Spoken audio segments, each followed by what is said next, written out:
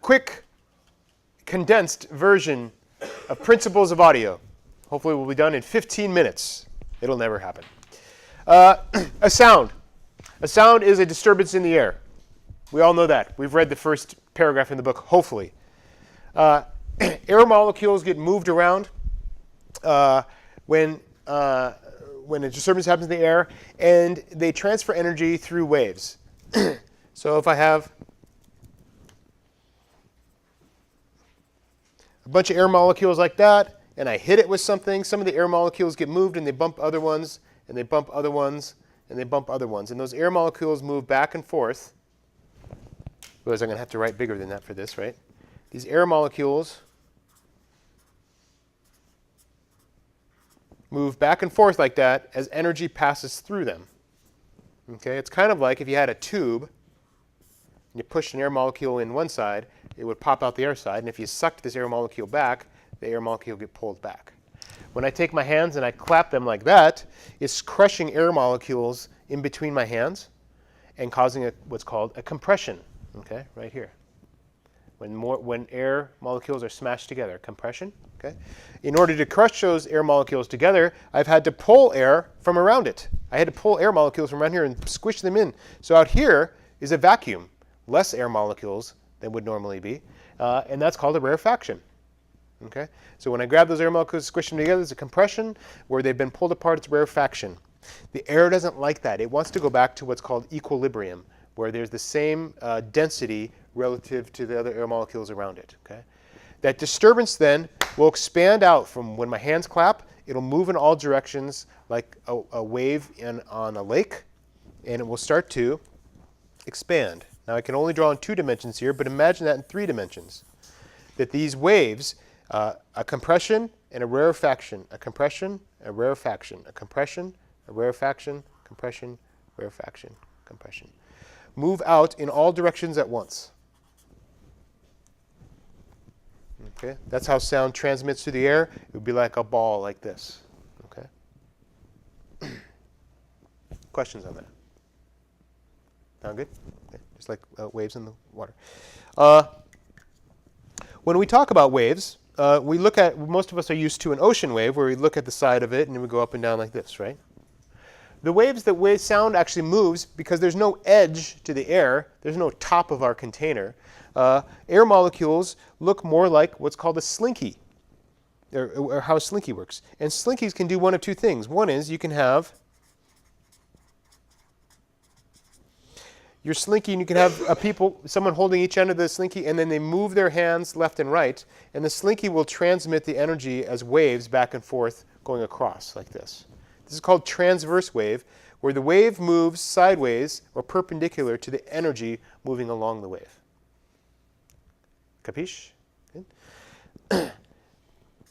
Sound waves are actually longitudinal.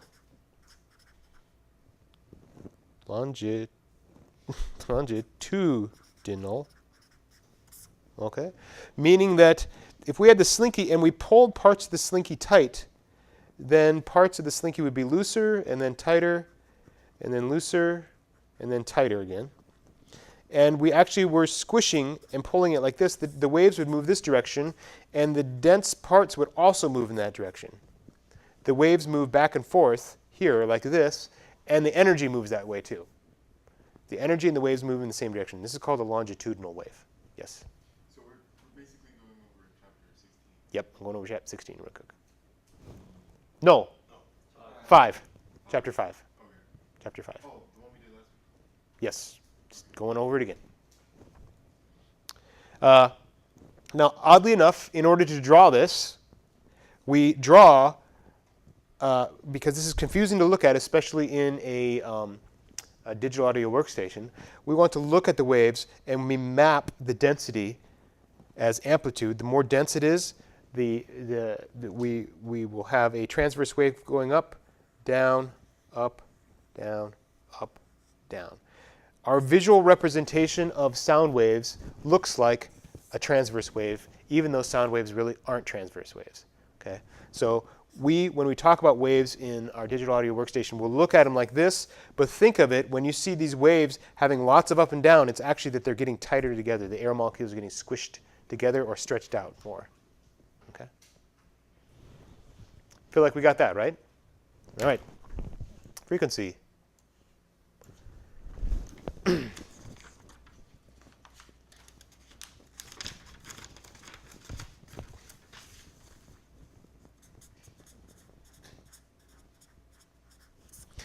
When you think frequency, the term I'd like you to think of is fast.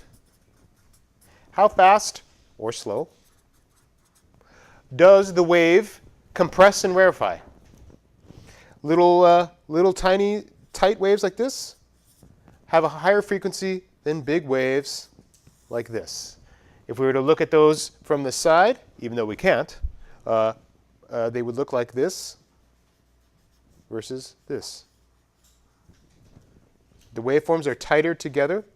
They're happening faster. High frequency, low frequency, fast, slow. This is the same as when we hear light, or see light, sorry. Some of us can hear light. When you see light, high frequencies are ultraviolet.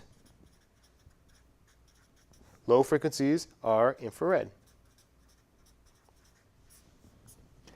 So frequency in light we call color. Frequency in sound we call frequency. The terms we use the most are bass and treble, right? We kind of only have a couple colors when it comes to sound. We don't have red, green, blue, purple, orange. We just hear high, low, mid, that sort of thing. Okay? The speed at which this goes up and down is measured in hertz, which is how many times or how many cycles from a compression to a rarefaction and back per second. Something with 20 hertz means that the waves go up and down 20 times per second. When it's something with 20,000 hertz or 20K, the waves go up and down 20,000 times a second. Very fast. High frequencies, low frequencies. Okay? If it's going up and down faster, you can see that the length of each wave is shorter. Wavelength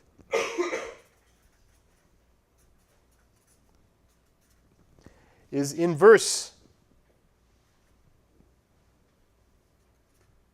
I'm not sure how to well, in some ways, 1 over the frequency. Okay. If the frequency, I'll just put x over the frequency. As the frequency increases, as this gets bigger, the wavelength gets shorter. As the wavelength gets bigger, the frequency gets, as the wavelength gets longer, the frequency gets lower or slower. Okay? Longer, I don't like the way I wrote that. Longer waves equals lower frequency. Longer waves, lower frequency. Higher waves, higher frequency. Just like the ocean. Sorry. Longer waves, lower frequency. You see the ocean, you see little fast ripplets. Those are small waves, and they're small, tight together, and they happen fast. If you see big, slow waves that you'd want to surf on, they're big and long and slow. Just like an elephant and a mouse, right? Mice are small and fast, and elephants are big and lumbering. Same kind of idea.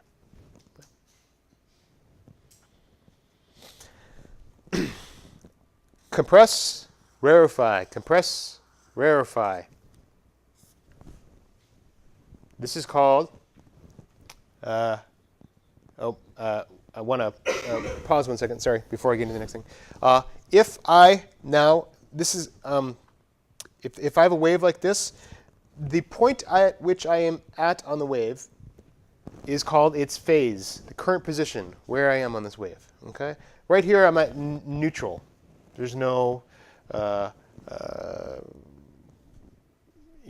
started at 0. We'll call that 0. Okay? When the wave goes all the way up, we would call this, for those math people, we call that 90 degrees.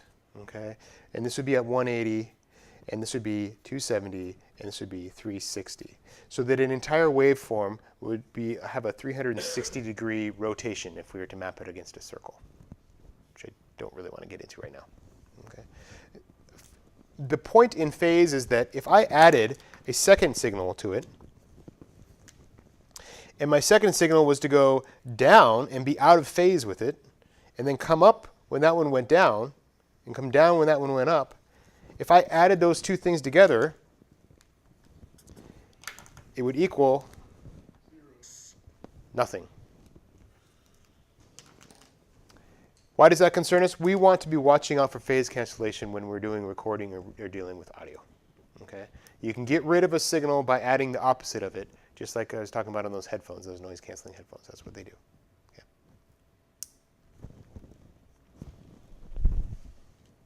Questions?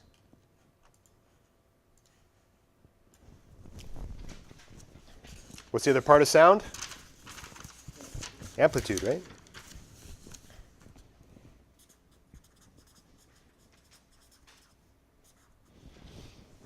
Love the smell of these pens. Okay, amplitude, if frequency is this way, amplitude is this way.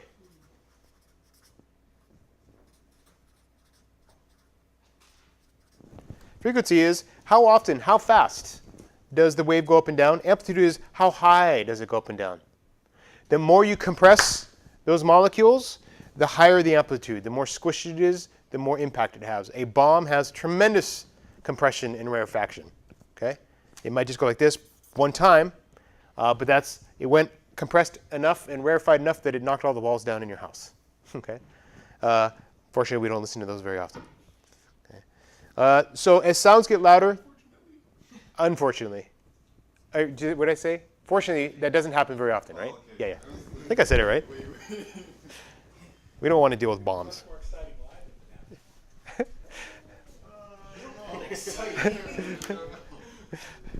As I said, the change catches our attention, right?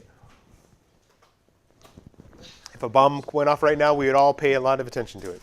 Okay. So amplitude is how much pressure and rarefaction are happening. Okay, lots of it means it's louder. It makes our eardrums go back and forth more. A little bit of amplitude, our eardrums barely move, and we hear that as quiet sound. Okay. The peak is the point from the neutral to the top of the wave. How high is it? We measure that in decibels. Okay. This is also called, and there's a peak at the top and the bottom. Peak or node. Okay. Point of maximum displacement of a wave. Maximum compression, maximum rarefaction. Doesn't matter. The potential energy is the same in both. Okay. In between right here is called an antinode. Meaning that's the point where there is no pressure. The air molecules are at the exact right equilibrium balance that they would be with if the disturbance had never happened. Okay. Now you'll see here point of a maximum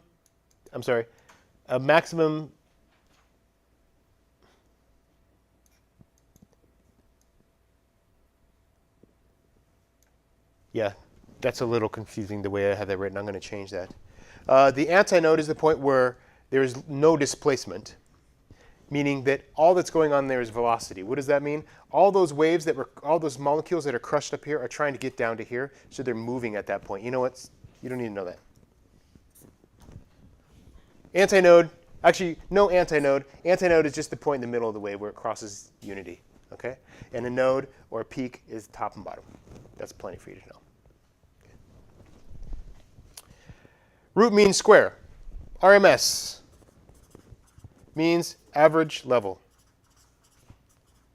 If you ever see RMS, you'll see that. You'll see monitor this in peak or monitor it in RMS. You should know the difference between peak and RMS. Peak is the point of maximum displacement. RMS is the average level over time, usually about 2/3 of the way up. Our ears tend to hear RMS. Something that has a higher peak level will sound quieter than something that has a higher RMS level. Okay? 85 decibel loud sound will sound louder than a really hard clap that might be louder than that. Okay, but it doesn't sustain the sound. So those are the two ways of metering. We'll see that in all sorts of programs. You can see RMS. I don't think I have a program up right now to look at that. Okay. Oops.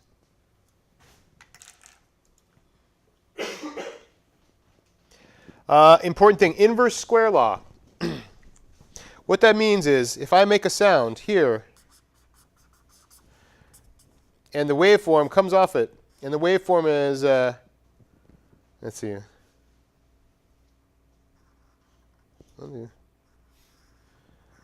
that loud. At this point right here, and I am, let's say, 2 feet away from the source. When I move up to another 2 feet, I've doubled the distance. That sound is now only a quarter as loud, which I should be able to do here.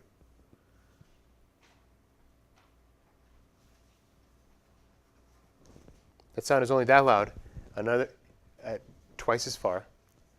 If I add another 4 feet, I double it again. This is at 2 feet. This is at 4 feet. This will be at 8 feet. It will now only be a quarter as loud as that. So at 8 feet, it is only this loud.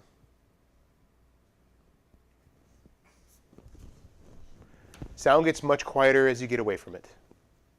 That's the lesson there. Inverse square law. What it means is every doubling of the distance is 1/4 as loud. 2 times the distance equals 1/4 as loud. You should actually know that one. Okay, twice the distance, quarter as loud. Logarithmic. Because we have our sound hearing range with amplitude is probably our most powerful sense that we have. We can hear such quiet sounds and such loud sounds. If there was a scale that could do the same thing and hear quiet sounds and or a scale measure loud, sorry, I'm trying to move too fast here. If a scale was as sensitive as our ears in measuring weight, it would be able to measure a feather and the Empire State Building equally with equal accuracy. So imagine that our ears are hearing sounds as light as a feather and as heavy as the Empire State Building. It's going that extreme, from 0 to approximately 100 decibels. That's a very loud sound. How do we know what that actually means? Well, these numbers here are logarithmic. If you took 1 times 10 to the 0, you would end up with 1, which would be the kind of the basis of where we're starting to hear. If we had 100 decibels, what that means is 1 times 10 to the 10th. In fact, most of us can hear up to 120. So 1 times 10 to the 12th, which would be a 1 with 1, 2, 3, 4, 5, 6, 7, 8, 9, 10, 11, 12 trillion. 1 trillion times. The loudest sound we can hear is 1 trillion times louder than the quiet sound we can hear. Okay? The logarithmic means that we are taking the exponent, I know it's getting a little complicated here, the exponent and multiplying it by 10 to call it decibels. Okay, so we actually hear from 1 to 12 bells, and then we multiply it by 10 to get decibels. But what it really means is we can hear from 1 to a trillion, something that's a trillion times louder. Anyone confused on that? General idea, we can hear from really soft to really loud. And we can't measure it linear like this. We have to measure it in a curve like this because it gets so much louder as it goes up. We measure amplitude in decibels, dB.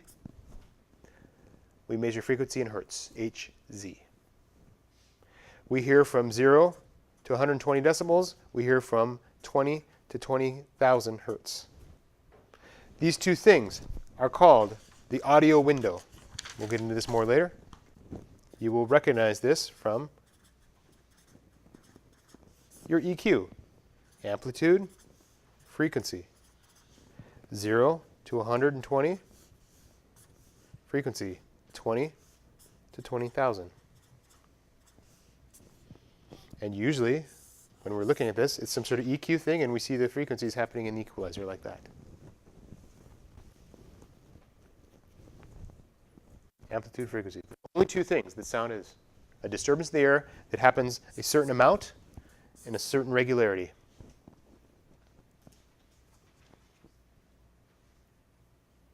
Questions on that?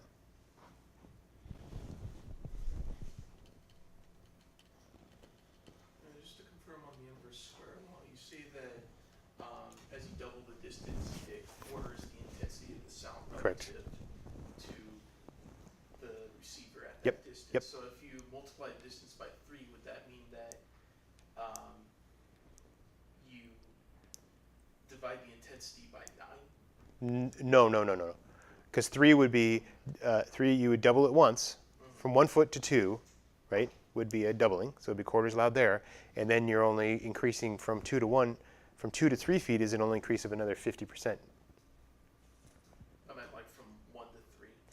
Right, but so you do your first doubling. Your first doubling is quarters loud, and then from 2 to 3 feet is only a 50% increase. It's not a doubling, so it would only be about. It would only be a reduction of maybe a half from 2 to 3. So it would be quarters loud from 1 to 2, and then about half of that. So it would probably be about 3/4 or a quarter is loud total, 1/4. I'm sorry, a quarter is loud, and then half as loud as a quarter, so it'd be about an eighth as loud. About an eighth as loud at 3 feet.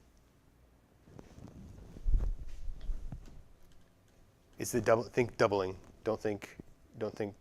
You're thinking linear. You have to think logarithmically, unfortunately. Okay, sounds. I think we've been through most of these. I think we know them, so I'm going to just step through them really quickly. Pitch means that there's a fundamental frequency we can identify. Octave means we play something at twice the frequency. So if I have a C playing there, and then I play a C an octave higher, it'll be twice as high. Let me try that again. A C playing here, and I play a note twice as high.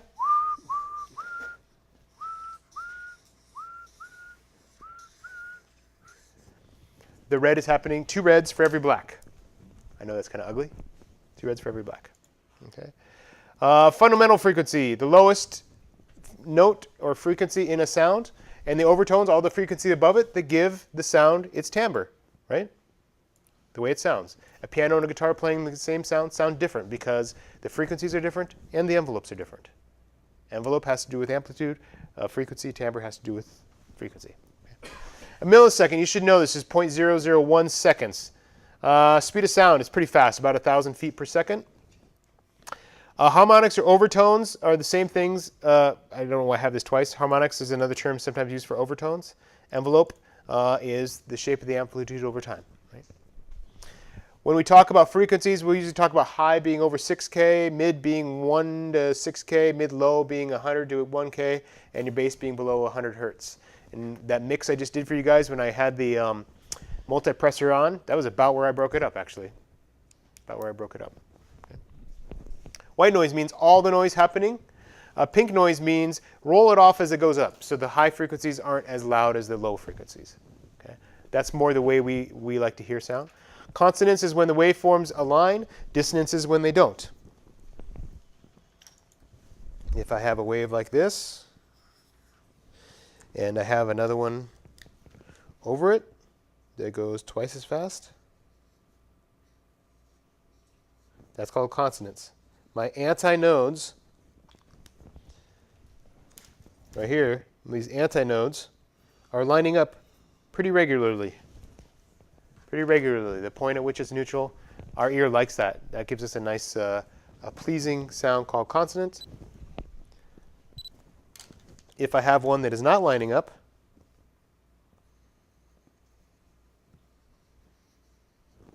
something like that, you'll see that it is taking much longer before the antinodes match up. Nothing matched up here to here. It's like 2 fractions don't fit well together. Okay? Or 2 colors that are too close together. They don't complement each other.